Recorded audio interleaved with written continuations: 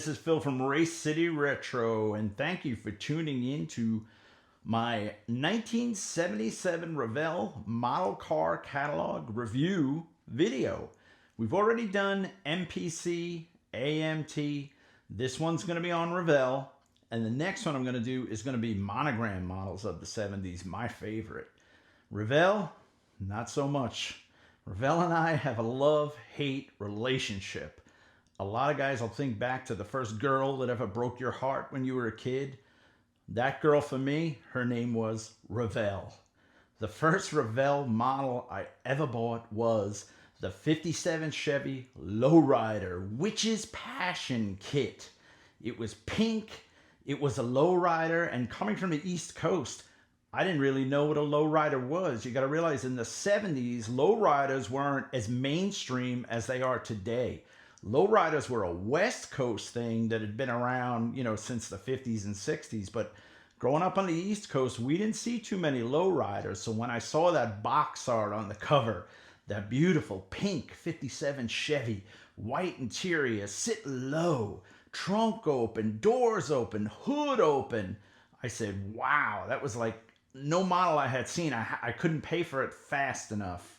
I took it home, I started working on it, and I could safely say in my lifetime, that's the first model I did not finish because it was so bad. The hinges for the doors, the hinges for the trunk, the glass didn't go into the body. It was just a nightmare. As a kid, you've never felt that kind of letdown that you did with that kit because we were very proud in the models that we built. You had to show your buddies, you had model car contests, so you didn't really, everybody took a lot of pride in what they built back then. And this kit, no matter how good I was at that young age, I cannot get it to look good. Revell has a few kits like that. They have a few kits that I love. We're going to go over those in this book, and I have one of them I'm going to show you guys that I still have today, a Revell kit. We'll go through the box. I'll take a breather in the middle of this. We'll go through the box and have a look at it. But hey, thank you so much for the response on our first two videos for model car catalogs, MPC and AMT.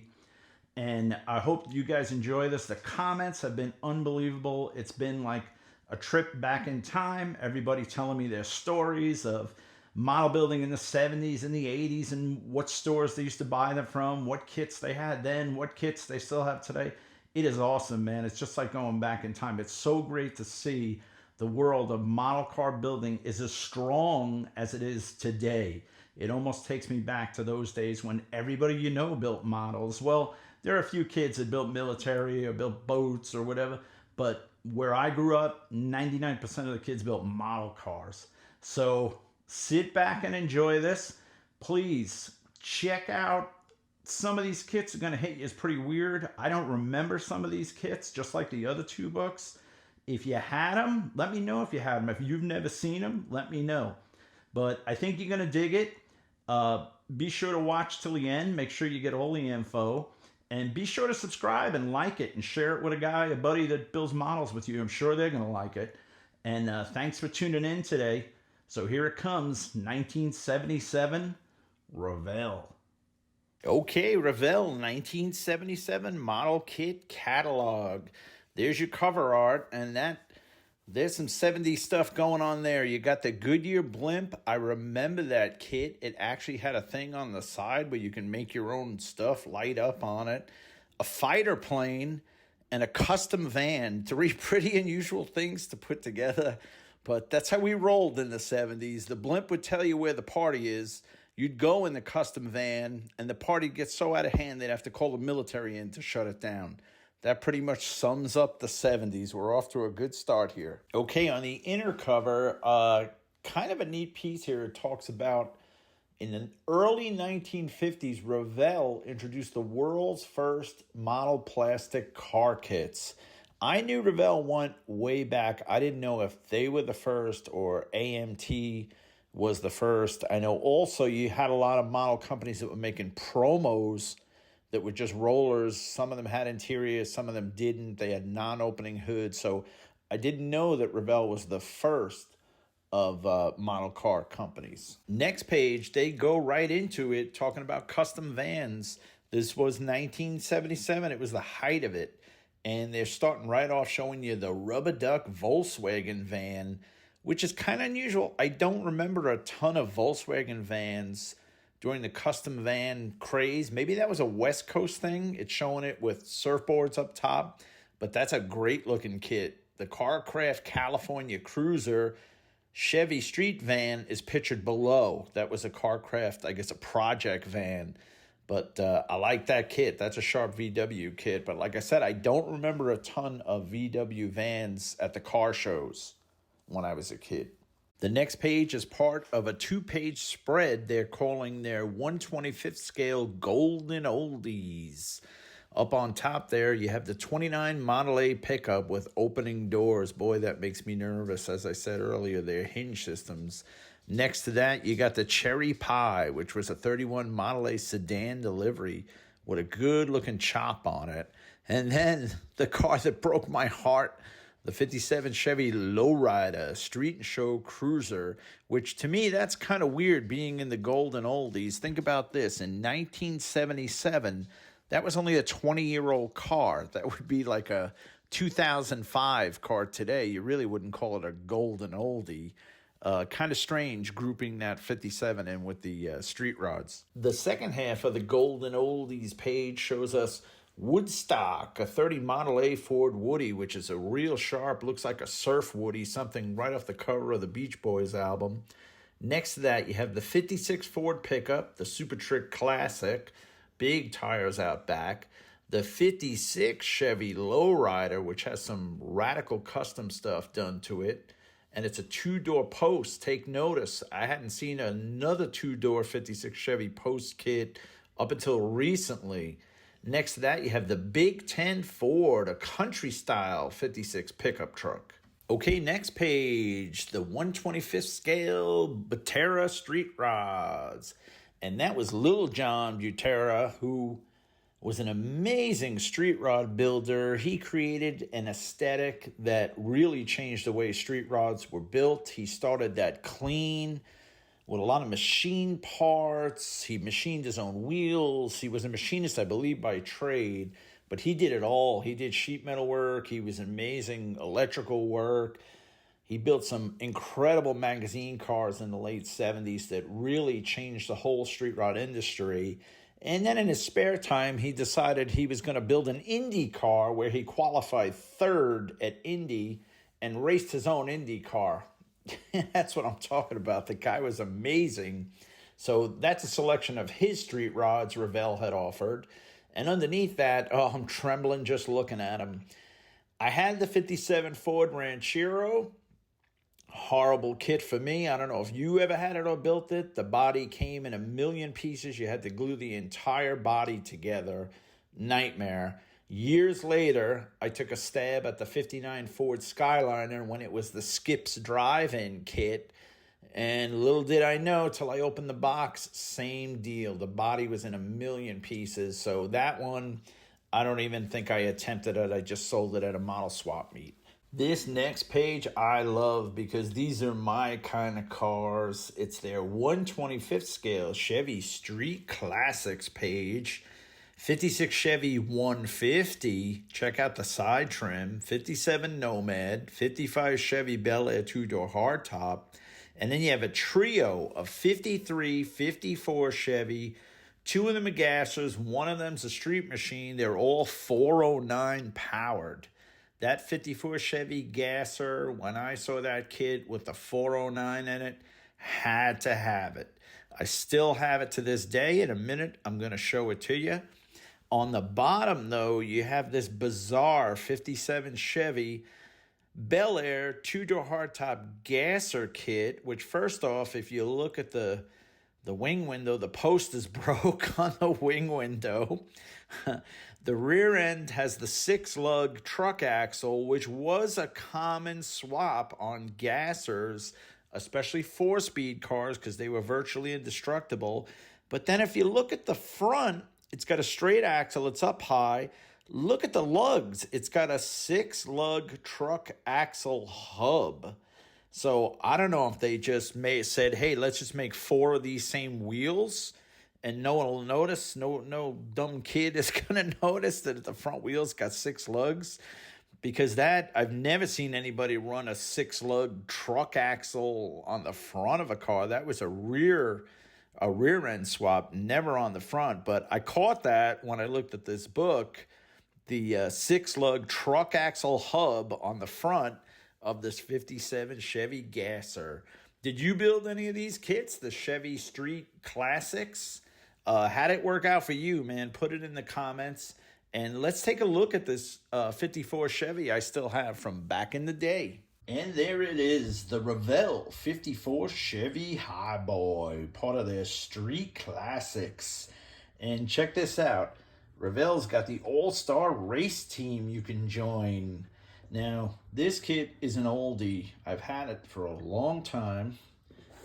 I did build one. This was an extra. And actually, if you look at this one's dated 1973, and Revell was in Venice, California. But this is what I loved, checking out the 4-pot 409 supercharged. It was a straight axle car. Nice setup, though. I didn't like Revell's wheels because they were 2 pieces. You had to glue them together. Same thing with the slicks. The outer was 1 piece, and you had to glue the inside. And look, Revell is pushing Pactra paints. I wonder if Revell had an interest in Pactra paints. I remember them. I used to use them all the time. But this was a great looking kit. Saw the box, had to have it. You also had a milder street version you could build without the blower. But look at that stance. I mean, that's why I liked Gassers, I guess, at a young age, and I'm still into them today at my old age. Tow bar with it. Back then, all the cars got flat towed to the drag strip. Let's take a look inside. Oh, yeah. Wow, look how brown that instruction sheet is. 1973 Revell, Venice, California. There it is. Look at those stains. Wow. Huh. It's white on that side. What have we here? Okay, so if you want to join the Revell drag team, Revell race team, let's see, just send it with $1. That was a pretty good deal. They want to know about how many models and what you build. Oh, here's the race team one. The All-Star Racing Team. Pretty cool. And there's the kit. See, I mean, if you look at the finish, you got a lot of flash, weird stuff going on. They weren't really molded good, these kits. I mean, you had to put a lot of time in them. And as a child builder, you really didn't have patience. There's your straight axle. There's your interior cup. That's the way they ship that. Bucket seats, bench seat. The hood's got a lot, I don't know if you can see in the light, a lot of wrinkles in the hood. And there's the chrome. It looks like it was painted silver. That's part of the reasons I did not care for Revell kits. Like I said, I had a few I built that I enjoyed, but the majority of them, I always found an issue. A lot of times the frames were twisted. We used to steam them over a teapot and try and straighten them out. But that's my Revell 54 Chevy. Oh, here's the 409. She's real fine. This I like, the tow bar, drag strip ready. But that's the extent of the Revell kits. And see, this turned me off as a kid too. The tires always came in 2 halves, and you had to glue the 2 halves together. Same thing with the slicks. Good looking slicks, but you had to put the backs in the slicks. And there's your windows. Windows were tough to get in on these cars. They always used to pop out. It was hard to glue them in without getting glue on the window. You gotta remember, back then, we didn't have clear cement. We had one glue, testers. Actually, I'm sorry, I think Pactra made a glue too. You didn't have all these fancy cements like you do today, your fancy fluting clear windshield glue. So these were tough kits to build. You had to be a really high-skilled modeler to make one of these work out good for you. But that's it. That's my 54 Chevy Highboy kit. All right, let me get this back in the box and we'll get back to the video. Okay, here comes some really cool stuff. Revell starts dropping names on these next 2 pages. This is a 2-page spread of their racing series. Now, on this first page, you got the 1/25th scale Famous Racers series. So not only are they offering the car shown, Jungle Jim's Monza funny car, which that kit I don't believe has been reissued. I know the other stuff has. Ed the Ace McCulloch. Now remember, these are 1/25th, not the big one. Don the Snake Prudhomme's Monza funny car, and Revell's Paisano and Matsobara Monza funny car. And down on the bottom, what I thought was a picture is actually a model kit. Shirley Cha-Cha Muldowney's Top Fuel Dragster. I don't remember that kit in 1/25th scale. And if you read up top, there's about 10 or 15 more kits they're listing that they have not shown on this page. So I don't know if those kits maybe weren't ready yet for catalog production. But all in all, they probably had maybe close to 20 1/25th scale drag kits. Do you remember any of these kits? Did you build any of these kits? Put it in the comments and let me know which ones you built. Oh, and the cool drag racing stuff just keeps on coming. Only this stuff is 1/16th scale. These kits I loved as a kid. Awesome build, super detailed stuff, and really different stuff. I mean, they're starting off with Mickey Thompson's U.S. Marines. That's like a Pontiac Le Mans body. Gene Snow's Vega funny car. Ed the Ace McCulloch's Dusta funny car. Jungle Jim's Vega funny car. Tom McEwen's on the bottom looks like another Dusta funny car. Don the Snake's Vega funny car. And then Don Garlett's. And if you read the top once again, there's a bunch of them not listed. But you know what's cool? We just saw join the Revell All-Star Racing Team in the 54 Chevy kit. They didn't really tell you what you get. Here they do. Okay, it's real expensive. It costs $1 to join the Revell's All-Star Racing Team. You get a membership card. You get a certificate. You get an iron-on decal. You get a club emblem. You get the All-Star Racing Team decal. You get autographed cards of 2 team members, so that's drivers. Hall of Fame poster on which you collect all the team cards, and a special coupon book that gives you additional big savings on everything from jackets to free qualifying day pit passes for NHRA events. Is that amazing? For $1. Man, I miss those days. Still on the drag racing stuff, here's their 1/25th scale 1320 Hall of Fame.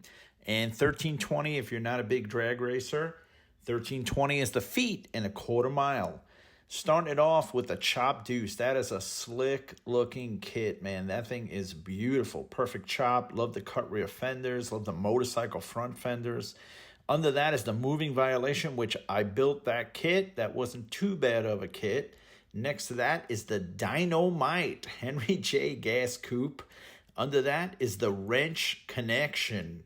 And that was a Austin gas coupe. I wonder if that's a play on the French Connection, which was a very popular movie in the 70s around that same time.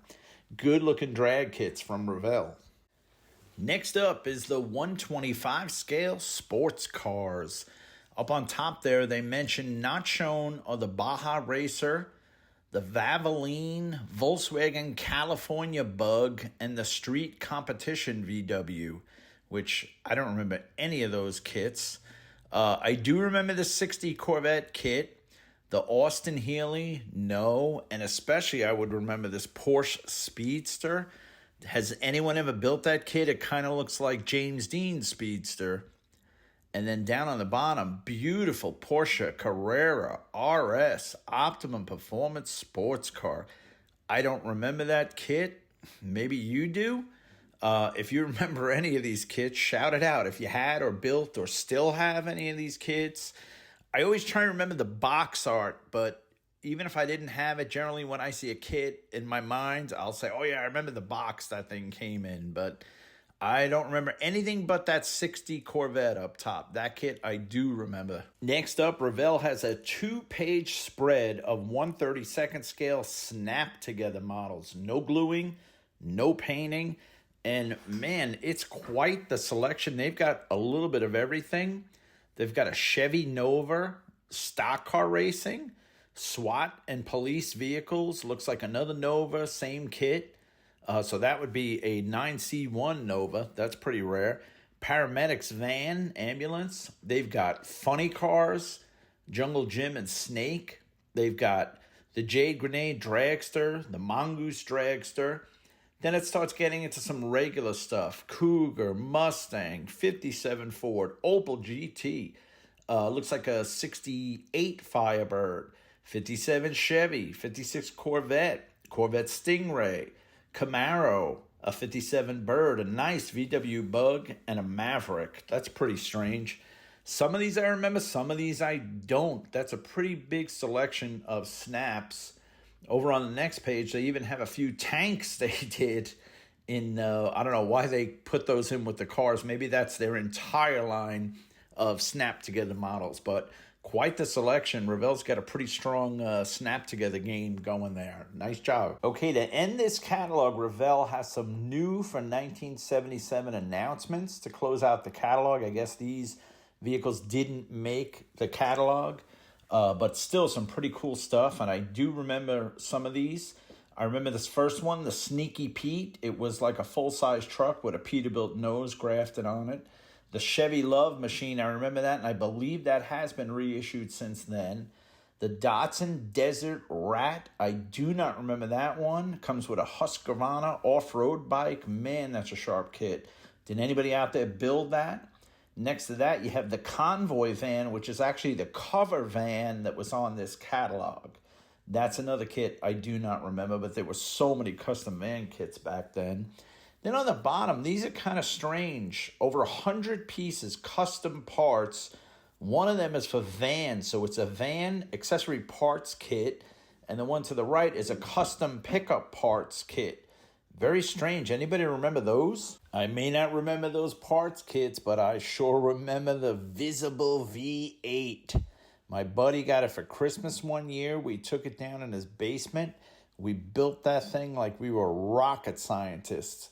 Shaved and smoothed all the parts, put a little cooking oil in the cylinders. That's what they told you what to do. Wired it, fired it, and we were shocked when it actually worked. What an amazing model kit that was for two kids to put together. Under that, they're showing some other snaps that they missed. The one is another version, LA Street Machine of that Chevy Nova. And next to that, the Chevy van. Man, I love that artwork on the side. The dirt bike with the sunset in the background. Amazing. Under that, you got another Little John kit coming out as 26T delivery.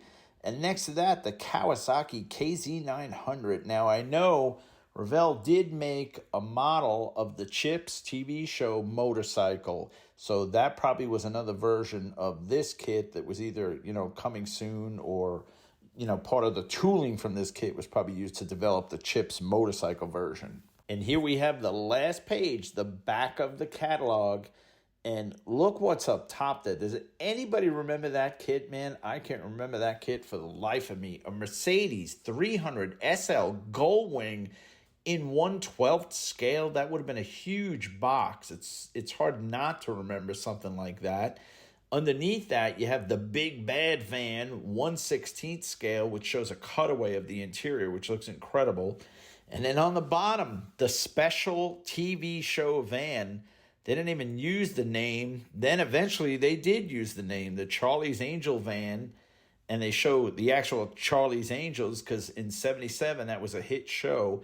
They don't mention anything if this was a 125th, if it was a snap. Kind of looks like it might be a snap. It looks kind of small, but maybe not. I don't know. They didn't get into details on that. That was probably like a real late entry to this catalog because it's down on the bottom like that. Looks like the last thing they added. But does anybody remember that Mercedes 300 SL Gullwing? Man, what a kit that would be. I'd love to build that kit today. Wow. So what did you think?